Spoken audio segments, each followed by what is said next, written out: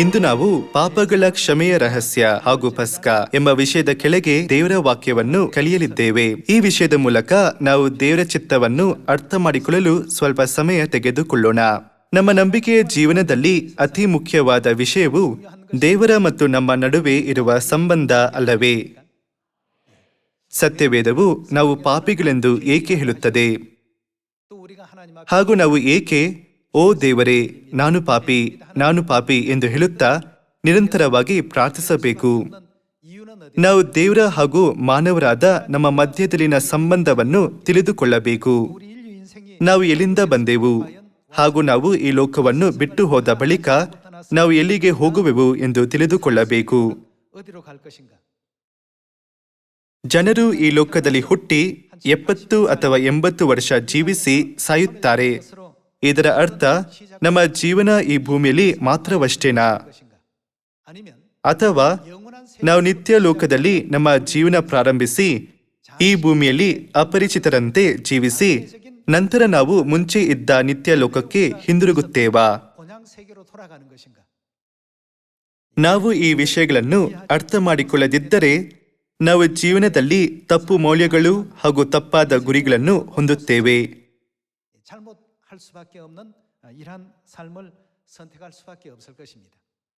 ಆದುದರಿಂದ ಇಂದು ನಾವು ಎಲ್ಲಿಂದ ಬಂದೆವು, ಈ ಲೋಕದಲ್ಲಿ ಜೀವಿಸಿದ ಬಳಿಕ ನಾವು ಎಲ್ಲಿಗೆ ಹೋಗುವೆವು, ನಾವು ಶರೀರದಲ್ಲಿರುವಂತೆ ಅನುಮತಿಸಿದವರು ಯಾರು, ಹಾಗೂ ನಾವು ಈ ದೇಹದೊಂದಿಗೆ ಎಲ್ಲಿ ಮಾತ್ರ ಜೀವಿಸಲು ಸಾಧ್ಯ ಎಂದು ತಿಳಿದುಕೊಳ್ಳಲು ಸ್ವಲ್ಪ ಸಮಯ ತೆಗೆದುಕೊಳ್ಳೋಣ. ನಾವು ದೇವರನ್ನು ನಂಬಿ ನಂಬಿಕೆಯ ಜೀವನವನ್ನು ಸರಿಯಾಗಿ ಜೀವಿಸಲು ಇವೆಲ್ಲ ಮುಖ್ಯ ವಿಷಯಗಳನ್ನು ಪರಿಹರಿಸಬೇಕಾಗಿದೆ.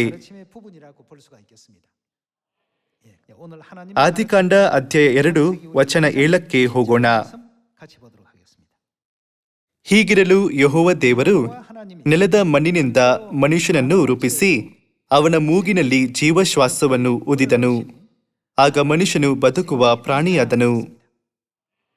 ಇಲ್ಲಿ ಸತ್ಯವೇದವು ಮನುಷ್ಯನು ನೆಲದ ಮಣ್ಣಿನಿಂದ ಸೃಷ್ಟಿಸಲ್ಪಟ್ಟನು ಎಂದು ಹೇಳುತ್ತಿದೆ. ಮಣ್ಣು ದೇಹವನ್ನು ಸೂಚಿಸುತ್ತದೆ. ದೇವರು ಅವನ ಮೂಗಿನಲ್ಲಿ ಊದಿದ ಜೀವಶ್ವಾಸವು ಆತ್ಮವನ್ನು ಸೂಚಿಸುತ್ತದೆ. ಈ ಭೂಮಿಯಲ್ಲಿ ಜೀವಿಸುವ ಎಲ್ಲ ಮಾನವರು ದೇಹ ಆತ್ಮಗಳ ಸಂಯೋಜನೆಯಾಗಿದ್ದಾರೆ. ಪ್ರಸಂಗಿ ಅಧ್ಯಾಯ 12 ವಚನ 7ಕ್ಕೆ ಹೋಗೋಣ. ಮಣ್ಣು ಭೂಮಿಗೆ ಸೇರಿ ಇದ್ದ ಹಾಗಾಗುವುದು, ಆತ್ಮವು ತನ್ನನ್ನು ದಯಪಾಲಿಸಿದ ದೇವರ ಬಳಿಗೆ ಸೇರುವುದು. ಆದಿಕಾಂಡ ಅಧ್ಯಾಯ 2ರಲ್ಲಿ ದೇವರು ದೇಹವನ್ನು ಸೃಷ್ಟಿಸಲು ಏನನ್ನು ಬಳಸಿದರು? ಮಣ್ಣನ್ನು ಬಳಸಿದರು. ದೇಹವು ಭೂಮಿಗೆ ಸೇರಿ ಇದ್ದ ಹಾಗಾಗುವುದು ಎಂದು ಸತ್ಯವೇದವು ಹೇಳುತ್ತದೆ. ದೇಹದಲ್ಲಿರುವ ಆತ್ಮವು ತಾನು ಬಂದಿದ್ದ ದೇವರ ಬಳಿಗೆ ಸೇರುವುದು.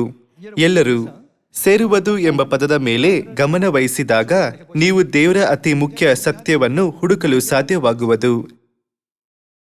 ನಾನು ನನ್ನ ಮನೆಯಿಂದ ಇಲ್ಲಿಗೆ ಬಂದೆ ಅಂದುಕೊಳ್ಳೋಣ. ಎಷ್ಟಾದರೂ ನಾನು ಇಲ್ಲಿಂದ ಬೇರೊಂದು ಸ್ಥಳಕ್ಕೆ ಹೋದರೆ ಏನಾಗುತ್ತದೆ? ನಾನು ಸೇರುವೆನು ಎಂಬ ಪದವನ್ನು ಬಳಸಲು ಸಾಧ್ಯವಾಗುತ್ತದಾ?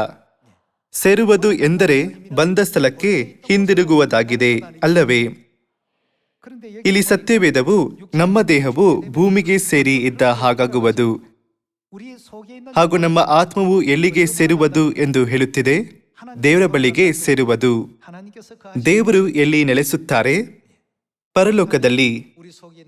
ಹಾಗಾದರೆ ನಮ್ಮ ಆತ್ಮವು ಎಲ್ಲಿಗೆ ಸೇರುತ್ತದೆ? ನಮ್ಮ ಆತ್ಮವು ಪರಲೋಕಕ್ಕೆ ಸೇರುತ್ತದೆ. ಹಾಗಾದರೆ ನಮ್ಮ ಆತ್ಮವು ಈ ಭೂಮಿಗೆ ಬರುವ ಮೊದಲು ಎಲ್ಲಿ ನೆಲೆಸಿತ್ತು? ಪರಲೋಕದಲ್ಲಿ. ನಮ್ಮ ಆತ್ಮವು ಪರಲೋಕದಿಂದ ಬಂದಿತು ಮತ್ತು ಪರಲೋಕಕ್ಕೆ ಹಿಂದಿರುಗುತ್ತದೆ. ಪ್ರಸಂಗಿ ಅಧ್ಯಾಯ 12ರಲ್ಲಿ ಮಣ್ಣು ಅಂದರೆ ನಮ್ಮ ದೇಹವು ಭೂಮಿಗೆ ಸೇರುವುದು ಹಾಗೂ ನಮ್ಮ ದೇಹದಲ್ಲಿರುವ ನಮ್ಮ ಆತ್ಮವು ದೇವರ ಬಳಿಗೆ ಸೇರುವುದು ಎಂದು ಬರೆಯಲಾಗಿದೆ. ಹಾಗಾಗಿ ಜನರು ಸತ್ತಾಗ ಅವರು ಸೇರಿಕೊಂಡರು ಎಂದು ಹೇಳುತ್ತೇವೆ. ಸೇರುವುದು ಅಂದರೆ ಎಲ್ಲಿಂದ ಬಂದಿತ್ತೋ ಅಲ್ಲಿಗೆ ಹಿಂದಿರುಗುವುದಾಗಿದೆ. ಹಾಗಾದರೆ ನಾವು ಈ ಭೂಮಿಗೆ ಬರುವ ಮೊದಲು ದೇವರೊಂದಿಗೆ ಪರಲೋಕದಲ್ಲಿ ಇದ್ದೇವಾ? ನಾವು ದೇವದೂತರು ಆತ್ಮರೂಪಿಗಳು ಆಗಿದ್ದೇವಾ? ಜ್ಞಾನೋಕ್ತಿಗಳು ಅಧ್ಯಾಯ 8 22ಕ್ಕೆ ಹೋಗಿ ಇದರ ಕುರಿತು ಇನ್ನು ಹೆಚ್ಚು ಅಧ್ಯಾಯಿಸೋಣ. ಹೀಗೆಂದು ಬರೆಯಲಾಗಿದೆ, 여호와께서 ಯೆಹೋವನು ತನ್ನ ಸೃಷ್ಟಿ ಕ್ರಮದಲ್ಲಿ ಮೊದಲು ನನ್ನನ್ನು ನಿರ್ಮಿಸಿದನು. ಆತನ ಪುರಾತನ ಕಾರ್ಯಗಳಲ್ಲಿ ನಾನೇ ಪ್ರಥಮ. ಇಲ್ಲಿ ನನ್ನನ್ನು ಅಂದರೆ ಜ್ಞಾನೋಕ್ತಿಗಳು ಪುಸ್ತಕವನ್ನು ಬರೆದ ಸೊಲೊಮೋನನನ್ನು ಸೂಚಿಸುತ್ತದೆ. ಸೊಲೊಮೋನನು ಇಸ್ರಾಯೇಲಿನ 3ನೇ ಅರಸನು. 근데 솔로몬 ಎಷ್ಟಾದರೂ ಯೆಹೋವನು ಲೋಕದ ಸೃಷ್ಟಿಯ ಮೊದಲೇ ತನ್ನನ್ನು ಸೃಷ್ಟಿಸಿದರೆಂದು ಸೊಲೊಮೋನನು ಹೇಳಿದ್ದಾನೆ. 이미 가지셨다고 했습니다. 자, ವಚನ 23ರೊಂದಿಗೆ ಮುಂದುವರಿಸೋಣ. 만세 전부터 ಪ್ರಾರಂಭದಲ್ಲಿ ಭೂಮಿಯು ಹುಟ್ಟುವುದಕ್ಕಿಂತ ಮುಂಚೆ 내가 ಅನಾದಿ ಕಾಲದಲ್ಲಿ ಸ್ಥಾಪಿಸಲ್ಪಟ್ಟೆನು. 바다가 생기지 ಜಲನಿಧಿಗಳಾಗಲಿ 않은 샘들이 ನೀರು ತುಂಬಿದ ಬುಗ್ಗೆಗಳಾಗಲಿ ಇಲ್ಲದಿರುವಾಗ ನಾನು ಹುಟ್ಟಿದೆನು. 이미 태어났더라고 했습니다. 하나님께서 ಪ್ರಾರಂಭದಲ್ಲಿ ದೇವರು ಭೂಮಿ ಆಕಾಶವನ್ನು ಸೃಷ್ಟಿಸುವ ಮೊದಲು, ಅವರು ಭೂಮಿ ಗುಡ್ಡ ಬೆಟ್ಟಗಳನ್ನು ಮಾಡುವ ಮೊದಲು ಸೊಲೊಮೋನನು ಎಲ್ಲಿದ್ದನು? 자신은 ತಾನು ಹುಟ್ಟಿದ್ದೆನು ಎಂದು ಆತನು ಹೇಳಿದ್ದಾನೆ. 태어났더라고 했습니다. ಹಾಗಾದರೆ ಅವನು ಆತ್ಮವಾಗಿ ಹುಟ್ಟಿದನ, ದೇಹವಾಗಿ ಹುಟ್ಟಿದನ? 영으로 태어난 ದೇಹವಾಗಿ ಇರುವುದು ಅಸಾಧ್ಯ. 육으로 태어난 상태를 설명하고 있는 것일까요? 육으로는 어림없죠. ಭೂಮಿ ಆಕಾಶಗಳನ್ನು ಸೃಷ್ಟಿಸುವ ಮೊದಲು ಸೊಲೊಮೋನನು ಹುಟ್ಟಿದ್ದನು. ಹಾಗಾದರೆ ಆತನು ಎಲ್ಲಿ ಹುಟ್ಟಿದ್ದನು? 어디겠냐? ಅವನು ಈ ಭೂಮಿಯ ಬಗ್ಗೆ ಮಾತನಾಡುತ್ತಿಲ್ಲ, ಆದರೆ ಪರಲೋಕದ ಬಗ್ಗೆ ಮಾತನಾಡುತ್ತಿದ್ದಾನೆ. ಆತನು ಪರಲೋಕದಲ್ಲಿ ಹುಟ್ಟಿದನೆಂದು ಸಾಕ್ಷಿ ಕೊಡುತ್ತಿದ್ದಾನೆ. 태어났더라고 이렇게 얘기하고 있습니다. ವಚನ 26ರೊಂದಿಗೆ ಮುಂದುವರಿಸೋಣ. 하나님이 아직 땅 ಭೂಮಿಯ ಮೊದಲನೆಯ ಅಣುರೇನನ್ನಾಗಲಿ ನಿರ್ಮಿಸದೇ ಇರುವಾಗ ನಾನು ಹುಟ್ಟಿದೆನು. ದೇವರು ಭೂಮಿಯ ಅಣುರೇಣುಗಳನ್ನು ಸೃಷ್ಟಿಸುವ ಮೊದಲೇ ಸೊಲೊಮೋನನು ಹುಟ್ಟಿದನೆಂದು ಬರೆಯಲಾಗಿದೆ.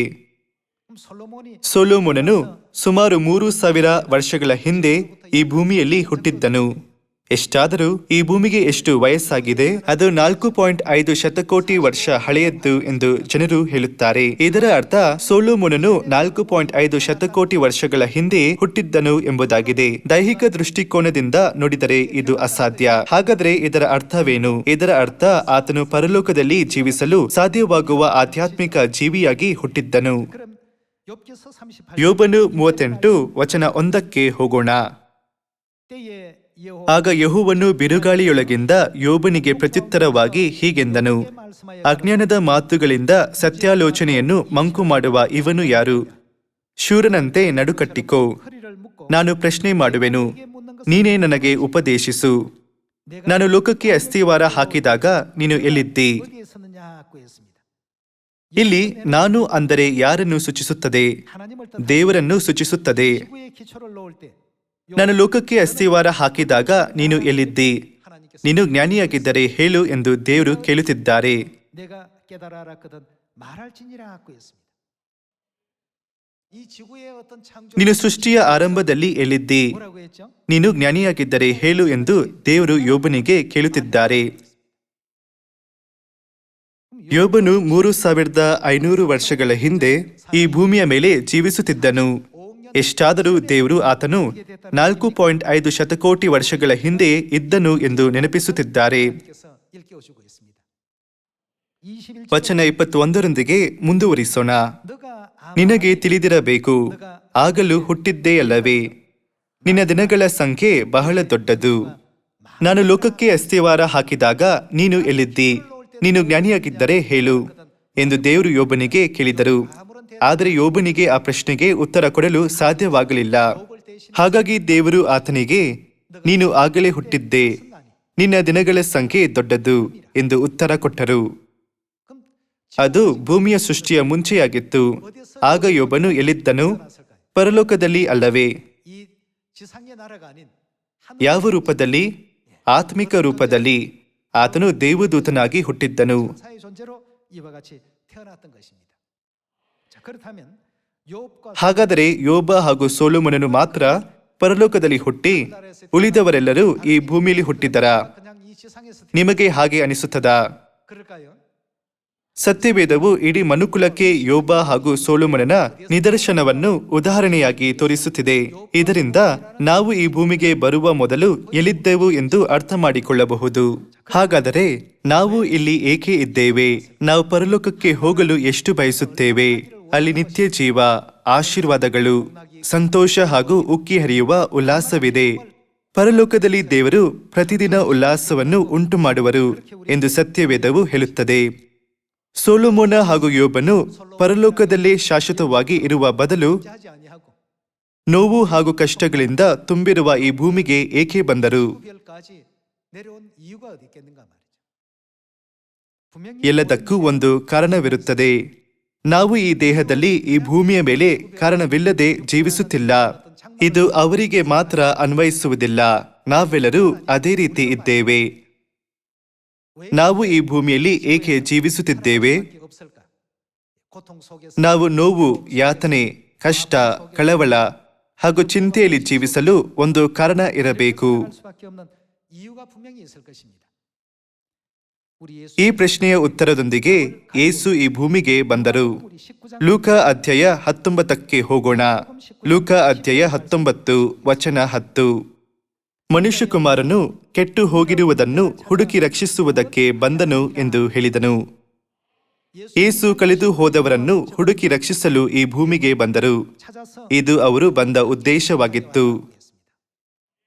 자, 그렇다면 여기서 ನಾವು ಕಳೆದು ಹೋಗಿದ್ದೆವು ಎಂದು ಯೇಸು ಇಲ್ಲಿ ಹೇಳಿದ್ದಾರೆ. 잃어버렸다는 뜻입니다. ಹಾಗಾದರೆ ನಾವು ಕಳೆದು ಹೋಗುವ ಮುನ್ನ ಎಲ್ಲಿದ್ದೆವು?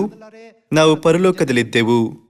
ಎಷ್ಟಾದರೂ ನಾವು ಪರಲೋಕವನ್ನು ಕಳೆದುಕೊಂಡು ಈ ಭೂಮಿಯಲ್ಲಿ ಅಲೆದಾಡುತ್ತಿದ್ದೇವೆ. 예수님 말씀이 ಈ ಕಾರಣದಿಂದಲೇ ನಾವು ಕಳೆದು ಹೋದವರು ಎಂದು ಯೇಸು ಹೇಳಿದರು. 찾기 위해서 ಅವರು ಕಳೆದು ಹೋದದನ್ನು ಹುಡುಕಿ ರಕ್ಷಿಸಲು ಬಂದರೆಂದು ಹೇಳಿದರು. 그렇다면 ಹಾಗಾದರೆ ನಾವು ಏಕೆ ಕಳೆದು ಹೋದೆವು? 잃어버려진 그런 존재가 되었을까? ಮತ್ತಾಯ ಅಧ್ಯಾಯ 9ಕ್ಕೆ ಹೋಗುತ್ತಾ ಉತ್ತರವನ್ನು ಕಂಡುಹಿಡಿಯೋಣ. ಸತ್ಯವೇದದಲ್ಲಿ ಪ್ರತಿ ಪ್ರಶ್ನೆಗೆ ಉತ್ತರವಿದೆ. 마태복음 ಮತ್ತಾಯ ಅಧ್ಯಾಯ 9 ವಚನ 13. 너희 ನೀವು ಹೋಗಿ 내가 ನನಗೆ ಯಜ್ಞವೂ ಬೇಡ, ಕರುಣೆಯೇ ಬೇಕು ಎಂಬ ಮಾತಿನ ಅರ್ಥವನ್ನು ಕಲಿತುಕೊಳ್ಳಿರಿ. ಇಲ್ಲಿ ನಾನು ಎಂಬುದು ಯೇಸುವನ್ನು ಸೂಚಿಸುತ್ತದೆ. 예수님께서 ನಾನು ನೀತಿವಂತರನ್ನು ಕರೆಯುವುದಕ್ಕೆ ಬಂದವನಲ್ಲ, ಆದರೆ ಯಾರನ್ನು? ಪಾಪಿಗಳನ್ನು ಕರೆಯುವುದಕ್ಕೆ ಬಂದವನು ಅಂದನು.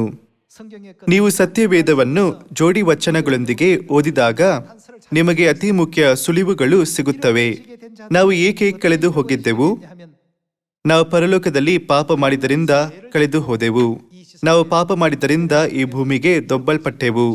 ಈ ಕಾರಣದಿಂದಲೇ ಯೇಸು ತನ್ನ ಬರುವಿಕೆಯ ಉದ್ದೇಶವನ್ನು ಹೇಳುತ್ತಾ ಕಳೆದು ಹೋದದನ್ನು ಹುಡುಕಲು ಎಂದು ಹೇಳಿದರು.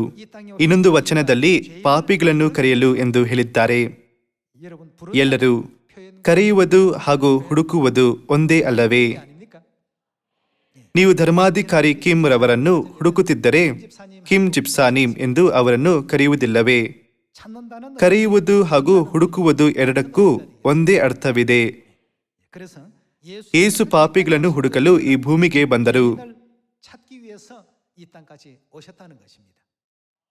ಮಾನವರೆಲ್ಲರೂ 1년에 어떤 ಪರಲೋಕದಲ್ಲಿ ಪಾಪ ಮಾಡಿ ಈ ಭೂಮಿಗೆ ದೊಬ್ಬಲ್ಪಟ್ಟ ದೇವದೂತರು, ಆತ್ಮಗಳು ಎಂದು ಸತ್ಯವೇದವು ನಮಗೆ ಕಲಿಸುತ್ತದೆ. 범죄한 ನಾನು ನನ್ನ ಜೀವನದಲ್ಲಿ ಯಾರಿಗೂ ಹಾನಿ ಮಾಡಿಲ್ಲ, ನಾನು ಎಂದಿಗೂ ಕೆಟ್ಟದ್ದನ್ನು ಮಾಡಿಲ್ಲ.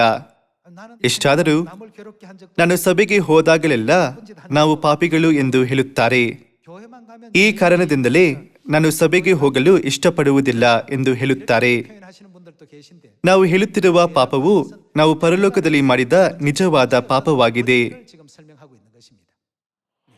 ನಾವು ಪಾಪಗಳಿಗೆ ಮನಪೂರ್ವಕವಾಗಿ ಪಶ್ಚಾತ್ತಾಪ ಪಡಬೇಕು ಎಂದು ದೇವರು ನಮಗೆ ಸತ್ಯವೇದದ ಮೂಲಕ ಕಲಿಸುತ್ತಿದ್ದಾರೆ. 그래서 그 같은 가르침을 주고 계십니다. 우리 요한 1서 ನಾವು 1 ಯೋಹಾನ ಅಧ್ಯಾಯ 1 ವಚನ 8ಕ್ಕೆ ಹೋಗೋಣ.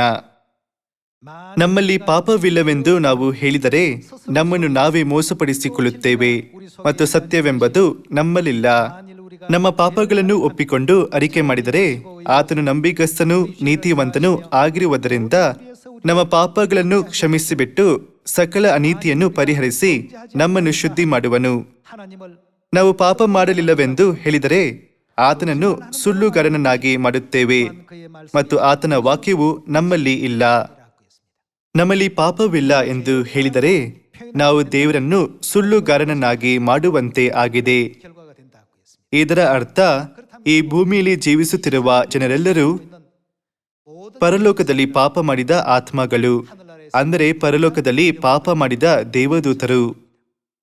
ಪಾಪ ಮಾಡಿದ ಆತ್ಮಗಳನ್ನು ಪಶ್ಚಾತ್ತಾಪಕ್ಕೆ ಮುನ್ನಡೆಸಲು ಏಸು ಈ ಭೂಮಿಗೆ ಬಂದರು. 그 사람들을 ಅವರು ಕಳೆದು ಹೋದವರನ್ನು ಹುಡುಕುವುದಕ್ಕಾಗಿ ಅವರು ಕಷ್ಟದ ಜೀವನ ಜೀವಿಸಿದರು ಹಾಗೂ ನಮ್ಮ ಪಾಪಕ್ಕಾಗಿ ಶಿಲುಬೆ ಮೇಲೆ ಮರಣ ಹೊಂದಿದರು. 그래서 ನಾವು ಈ ಭೂಮಿಯಲ್ಲಿ ಏಕೆ ಇದ್ದೇವೆ ಎಂದು ಸ್ಪಷ್ಟವಾಗಿ ತಿಳಿಯಬೇಕು ಹಾಗೂ ಮನುಕುಲವೆಲ್ಲವೂ ಏಕೆ ದೇವರನ್ನು ನಂಬಬೇಕು ಎಂಬ ಕಾರಣವನ್ನು ಸಹ ತಿಳಿಯಬೇಕು. 있는 것입니다. 예. 그저 이 ನೀವು ಭೂಮಿಯಲ್ಲಿ ತಿಂದು ವಯಸ್ಸಾಗಿ ಅಸ್ವಸ್ಥರಾಗಿ ಸಾಯಲು ಮಾತ್ರವೇ ಹುಟ್ಟಿದ್ದೇವೆಂದು ನಿಮಗೆ ಅನಿಸುತ್ತದಾ? 땅으로서 소멸되는 ಎಲ್ಲರೂ ಅದು ಸತ್ಯವಲ್ಲ. ನಾವು ಇನ್ನೂ ಗ್ರಹಿಸಿಕೊಳ್ಳದ ವಿಷಯವನ್ನು ದೇವರು ನಮಗೆ ಕಲಿಸುತ್ತಿದ್ದಾರೆ. 때문에 이 ನಾವು ದೇವರು ಬಯಸಿದಂತೆ ನಮ್ಮೆಲ್ಲ ಪಾಪಗಳಿಗೆ ಪಶ್ಚಾತ್ತಾಪಪಟ್ಟು ನಾವು ಕಳೆದುಕೊಂಡಿರುವ ನಮ್ಮ ಪರಲೋಕದ ಮನೆಗೆ ಹಿಂದಿರುಗಬೇಕು. 다시금 또 회복할 수 있는 여러분과 제가 꼭 되셔야 되겠습니다. ದೇವರು ಪಾಪಿಗಳನ್ನು ರಕ್ಷಿಸಲು ಈ ಭೂಮಿಗೆ ಬಂದರು. ನಮ್ಮ ಪಾಪಗಳು ಈ ಭೂಮಿಯಲ್ಲಿ ಮಾಡಿದ್ದಲ್ಲ, 상의 죄가 ಆದರೆ ನಾವು ಪರಲೋಕದಲ್ಲಿ ಮಾಡಿದವುಗಳಾಗಿವೆ. ಹಾಗಾದರೆ ನಾವು ಈ ಭೂಮಿಗೆ ದೊಬ್ಬಲ್ಪಡಲು ಪರಲೋಕದಲ್ಲಿ ಯಾವ ರೀತಿಯಾದ ಪಾಪವನ್ನು ಮಾಡಿದ್ದೇವೆ? ರೋಮಾಪುರದವರಿಗೆ ಅಧ್ಯಾಯ 6 ವಚನ 23ಕ್ಕೆ ಹೋಗೋಣ.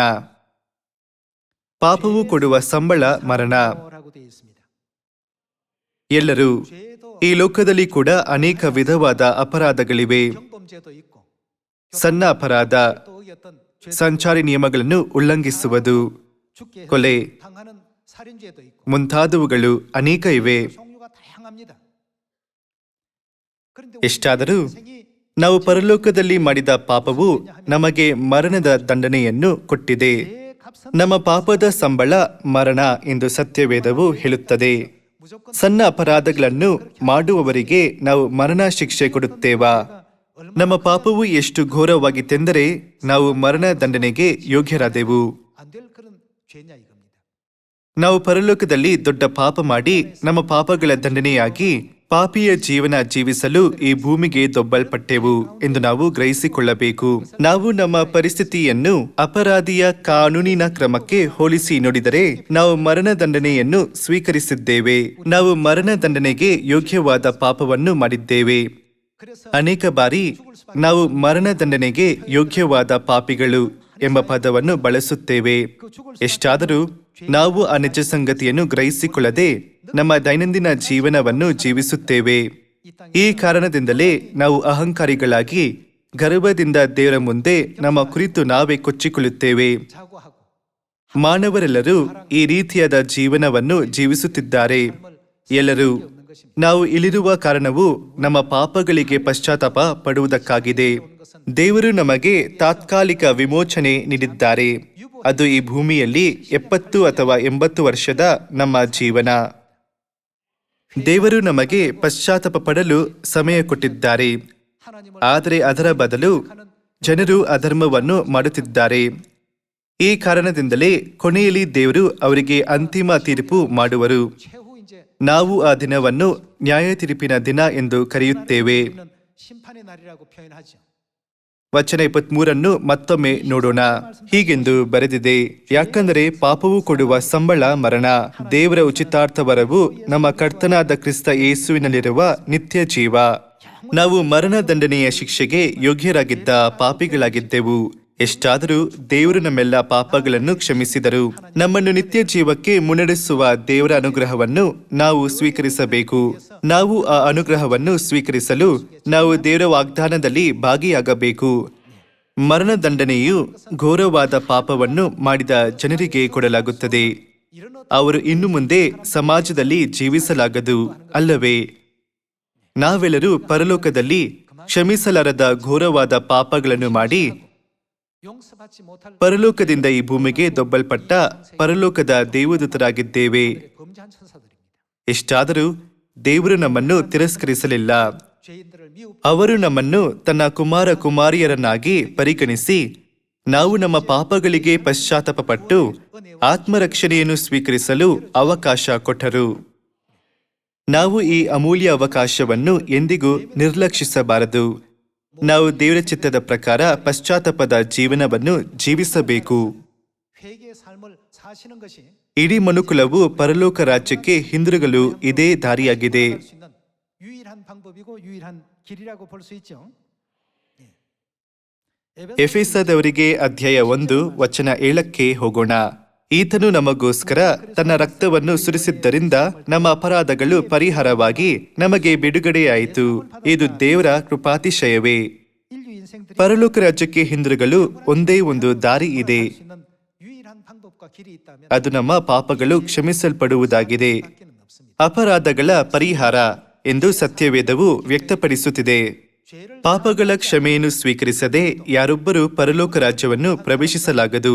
또 훌륭한 ಅವರು ಎಷ್ಟು ಬುದ್ಧಿವಂತರಾಗಿರಲಿ, ಅವರು ಎಷ್ಟು ಒಳ್ಳೆ ಕುಟುಂಬದಿಂದ ಬಂದಿರಲಿ, ಅವರು ಎಷ್ಟು ಪ್ರಸಿದ್ಧರಾಗಿರಲಿ, ಅವರು ಎಷ್ಟು ಶ್ರೀಮಂತರಾಗಿರಲಿ, ಭೂಲೋಕದ ವಿಷಯಗಳಿಂದ ಯಾರೊಬ್ಬರೂ ಪರಲೋಕ ರಾಜ್ಯವನ್ನು ಪ್ರವೇಶಿಸಲಾಗದು. 는 천국 갈 수가 없습니다. ನಾವು ಪರಲೋಕದಲ್ಲಿ ಮಾಡಿದ ಪಾಪಗಳಿಗೆ ಕ್ಷಮೆ ಸ್ವೀಕರಿಸಿದಾಗ ಮಾತ್ರ ಪರಲೋಕಕ್ಕೆ ಹಿಂದಿರುಗಬಹುದು. 온전히 용서함 ಎಫೆಸದವರಿಗೆ 1:7 ನಾವು ಪಾಪಗಳ ಕ್ಷಮೆಯನ್ನು ಸ್ವೀಕರಿಸುವ ದಾರಿಯನ್ನು ನೋಡಬಹುದು. ಈತನು ನಮಗೋಸ್ಕರ ಯಾವುದರಿಂದ? ತನ್ನ ರಕ್ತವನ್ನು ಸುರಿಸಿದ್ದರಿಂದ. ಯೇಸುವಿನ ರಕ್ತದ ಮೂಲಕ ನಮಗೆ ಬಿಡುಗಡೆಯಾಯಿತು. ಅಂದರೆ ನಮ್ಮ ಅಪರಾಧಗಳು ಪರಿಹಾರವಾಗಿ ನಮಗೆ ಬಿಡುಗಡೆಯಾಯಿತು. ಇದು ದೇವರ ಕೃಪಾತಿಶಯವೇ. 우리 죄 사함을 ನಾವು ಯೇಸುವಿನ ರಕ್ತದ ಮೂಲಕ ಮಾತ್ರವೇ ಪಾಪಗಳ ಕ್ಷಮೆಯನ್ನು ಸ್ವೀಕರಿಸಬಹುದು. ಇದೊಂದೇ ದಾರಿಯಾಗಿದೆ. ಈ ವಾಗ್ದಾನವನ್ನು ಬಿಟ್ಟು ಬೇರೆ ದಾರಿ ಇಲ್ಲವಾಗಿದೆ. 우리의 ನಾವು ಪಾಪಗಳ ಕ್ಷಮೆಯನ್ನು ಸ್ವೀಕರಿಸುವಂತೆ ಯೇಸು ನಮಗೆ ಅವರ ರಕ್ತವನ್ನು ಸ್ವೀಕರಿಸಲು ಯಾವ ಆಚಾರ ವಿಧಿಯನ್ನು ಅನುಮತಿಸಿದ್ದಾರೆ ಎಂದು ತಿಳಿದುಕೊಳ್ಳೋಣ. ಮತ್ತಾಯ 26:17ಕ್ಕೆ ಹೋಗೋಣ. 무교절 ಹುಳಿ ಇಲ್ಲದ ರೊಟ್ಟಿಯ ಹಬ್ಬದ ಮೊದಲನೆಯ ದಿವಸದಲ್ಲಿ ಶಿಷ್ಯರು ಯೇಸುವಿನ ಬಳಿಗೆ ಬಂದು, ಪಸ್ಕದ ಊಟ ಮಾಡುವುದಕ್ಕೆ ನಾವು ನಿನಗೆ ಎಲ್ಲಿ ಸಿದ್ಧ ಮಾಡಬೇಕೆನ್ನುತ್ತಿ ಎಂದು ಕೇಳಲು ಆತನು, ನೀವು ಪಟ್ಟಣದೊಳಕ್ಕೆ ಇಂಥವನ ಬಳಿಗೆ ಹೋಗಿ ಅವನಿಗೆ, ನನ್ನ ಕಾಲ ಸಮೀಪವಾಯಿತು, ನಿನ್ನ ಮನೆಯಲ್ಲಿ ನನ್ನ ಶಿಷ್ಯರ ಸಂಗಡ ಪಸ್ಕ ಹಬ್ಬ ಮಾಡುತ್ತೇನೆಂದು ಬೋಧಕನು ಹೇಳುತ್ತಾನೆ ಎಂಬುದಾಗಿ ಹೇಳಿರಿ ಅಂದನು. ಇಲ್ಲಿ ಯೇಸು ಪಸ್ಕವನ್ನು ಆಚರಿಸಲು ಬಯಸಿದರು ಎಂದು ನಾವು ನೋಡಬಹುದು. ಓದಲು ಮುಂದುವರಿಸೋಣ. ಶಿಷ್ಯರು ಯೇಸು ತಮಗೆ ಅಪ್ಪಣೆ ಕೊಟ್ಟಂತೆ ಮಾಡಿ ಪಸ್ಕಕ್ಕೆ ಸೌರಿಸಿದರು. ನಾವು ಕ್ರಿಸ್ತನ ರಕ್ತವನ್ನು ಸ್ವೀಕರಿಸಲು ಸಾಧ್ಯವಾಗುವ ಅಮೂಲ್ಯ ವಾಗ್ದಾನವನ್ನು ನೋಡಬಹುದು. ಅದು ಪಸ್ಕ ಹಬ್ಬವಾಗಿದೆ. ವಚನ 26ರೊಂದಿಗೆ ಮುಂದುವರಿಸೋಣ. 먹을 때에 ಅವರು ಊಟ ಮಾಡುತ್ತಿರುವಾಗ ಯೇಸು ರೊಟ್ಟಿಯನ್ನು ತೆಗೆದುಕೊಂಡು ದೇವರ ಸ್ತೋತ್ರ ಮಾಡಿ ಮುರಿದು ಶಿಷ್ಯರಿಗೆ ಕೊಟ್ಟು, ತಕ್ಕೊಳ್ಳಿರಿ, ತಿನ್ನಿರಿ, ಇದು ನನ್ನ ದೇಹ ಅಂದನು. 하시고 ಆಮೇಲೆ ಪಾತ್ರೆಯನ್ನು ತೆಗೆದುಕೊಂಡು ಸ್ತೋತ್ರ ಮಾಡಿ ಅವರಿಗೆ ಕೊಟ್ಟು, ಇದರಲ್ಲಿರುವುದನ್ನು ಎಲ್ಲರೂ ಕುಡಿಯಿರಿ. 이것을 마시라. ನಾವು ಪಾತ್ರೆಯನ್ನೇ ಕುಡಿಯಲು ಸಾಧ್ಯವಿಲ್ಲ. ಪಸ್ಕದ ದ್ರಾಕ್ಷರಸದಿಂದ ತುಂಬಿದ ಪಾತ್ರೆಯನ್ನು ಕೊಡುವಾಗ ಯೇಸು ಏನೆಂದು ಹೇಳಿದರು? ಇದು ನನ್ನ ರಕ್ತ, ಇದು ಒಡಂಬಡಿಕೆಯ ರಕ್ತ, ಇದು ಪಾಪಗಳ ಕ್ಷಮೆಗಾಗಿ ಬಹು ಜನರಿಗೋಸ್ಕರ ಸುರಿಸಲ್ಪಡುವ ರಕ್ತ. ಯೇಸು ಇದು ಒಡಂಬಡಿಕೆಯ ರಕ್ತ ಎಂದು ಹೇಳುತ್ತಾ ಪಸ್ಕದ ದ್ರಾಕ್ಷರಸವನ್ನು ನಮಗೆ ಕೊಟ್ಟರು. 그래서 누구 ನಮಗೆ ಯೇಸುವಿನ ಮಾಂಸ ಹಾಗೂ ರಕ್ತವನ್ನು ಸ್ವೀಕರಿಸಲು ಅನುಮತಿಸುವ ಪಸ್ಕದ ಪವಿತ್ರ ವಿಧಿಯನ್ನು ನಾವು ಆಚರಿಸಿದಾಗ ಮರಣದಂಡನೆಗೆ ಯೋಗ್ಯವಾದ ನಮ್ಮೆಲ್ಲ ಪಾಪಗಳನ್ನು ಕ್ಷಮಿಸುವರೆಂದು ದೇವರು ನಮಗೆ ವಾಗ್ದಾನ ಮಾಡಿದ್ದಾರೆ. 어찌해 주신다고 ನಾವು ಇದನ್ನು ನಂಬಬೇಕು. 다 사해 주신다고 했습니다.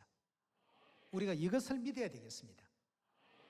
그러나 ಇಷ್ಟಾದರೂ ಸತ್ಯವೇದವು ಪಸ್ಕದ ಬಗ್ಗೆ ಸ್ಪಷ್ಟವಾಗಿ ಸಾಕ್ಷಿ ಕೊಟ್ಟರೂ ಈಗ ಪಸ್ಕವನ್ನು ಆಚರಿಸುವ ಯಾವ ಸಭೆಯೂ ಇಲ್ಲ. 성경이 다른 ನಮ್ಮಲ್ಲಿ ಬೇರೆ ಬೇರೆ ಸತ್ಯವೇದ ಇದೆಯಾ? ನಮ್ಮಲ್ಲಿ ಇರುವ ಸತ್ಯವೇದ ಒಂದೇ. ಅದು ಇಂಗ್ಲಿಷ್ ಅನುವಾದವಾಗಿರಲಿ, ಮೂಲ ಭಾಷೆಯಾಗಿರಲಿ, ಎಲ್ಲದರಲ್ಲೂ ಒಂದೇ ವಿಷಯವಿರುತ್ತದೆ. 동일한데도 ನಮ್ಮಲ್ಲಿ ಒಂದೇ ಸತ್ಯವೇದವಿದ್ದರೂ ಈಗಿನ ದಿನಗಳಲ್ಲಿ ಜನರು ಪಸ್ಕವನ್ನು ಆಚರಿಸುವುದಿಲ್ಲ.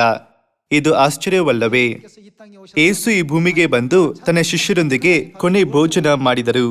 ಆ ದಿನವೂ ಪಸ್ಕ ಹಬ್ಬವಾಗಿತ್ತು. ಜನರಿಗೆ ಲಿಯೋನಾರ್ಡೋ ಡಾವಿನ್ಸಿಯ ಪ್ರಸಿದ್ಧ ಚಿತ್ರಕಲೆ ಚೆನ್ನಾಗಿ ಗೊತ್ತಿದೆ. ಅದನ್ನು ಕಡೆ ಭೋಜನ ಎಂದು ಕರೆಯಲಾಗಿದೆ. ಆ ಚಿತ್ರಕಲೆಯು ಸತ್ಯವೇದದಲ್ಲಿರುವ ಪಸ್ಕದ ದೃಶ್ಯವನ್ನು ತೋರಿಸುತ್ತದೆ. ಅಕ್ಷರಶಃ ಅದು ಯೇಸುವಿಗೆ ಈ ಭೂಮಿಯಲ್ಲಿ ಕಡೆ ದಿನವಾಗಿತ್ತು. ಅವರು ಪಸ್ಕವನ್ನು ಆಚರಿಸಿ, ನೀವು ಇದನ್ನು ತಿಂದು ಕುಡಿದರೆ ನಾನು ನಿಮಗೆ ನಿತ್ಯ ಜೀವವನ್ನು ಕೊಡುವೆನು. ಈ ರೊಟ್ಟಿ, ದ್ರಾಕ್ಷರಸವು ನಿಮಗೆ ಪಾಪಗಳ ಕ್ಷಮೆ ಕೊಡಲಾಗುವುದು ಎಂಬ ವಾಗ್ದಾನವಾಗಿದೆ. ಹಾಗಾಗಿ ನೀವು ಪರಲೋಕ ರಾಜ್ಯಕ್ಕೆ ಹಿಂದಿರುಗಬಹುದು ಎಂದು ಹೇಳುತ್ತಾ ವಾಗ್ದಾನ ಮಾಡಿದರು. ಯೇಸು ಪಸ್ಕದ ಮೂಲಕ ಆಶೀರ್ವಾದವಿದೆ ಎಂದು ನಮಗೆ ಖಚಿತಪಡಿಸಲು ಬಯಸಿದರು. ಆ ಸಮಯದಲ್ಲಿ ಯೇಸು ಹಾಗೂ ಆತನ ಶಿಷ್ಯರು ಪಸ್ಕವನ್ನು ಆಚರಿಸಿದರು. ಪಸ್ಕವನ್ನು ಕ್ರಿಸ್ತ ಶಕ 325 ತನಕ ಆಚರಿಸಲಾಗುತ್ತಿತ್ತು. ಎಷ್ಟಾದರೂ ಪಸ್ಕದ ಈ ಅಮೂಲ್ಯ ಸತ್ಯವು ಯಾವಾಗ ಕಣ್ಮರೆಯಾಯಿತು? 이 콘스탄틴 ರೋಮನ್ ಚಕ್ರವರ್ತಿ ಕಾನ್ಸ್ಟಂಟೈನ್ ಆಳುತ್ತಿದ್ದ ನಿಕಿಯಾದಲ್ಲಿ ಒಂದು ಸಮಾಲೋಚನೆ ನಡೆಯಿತು.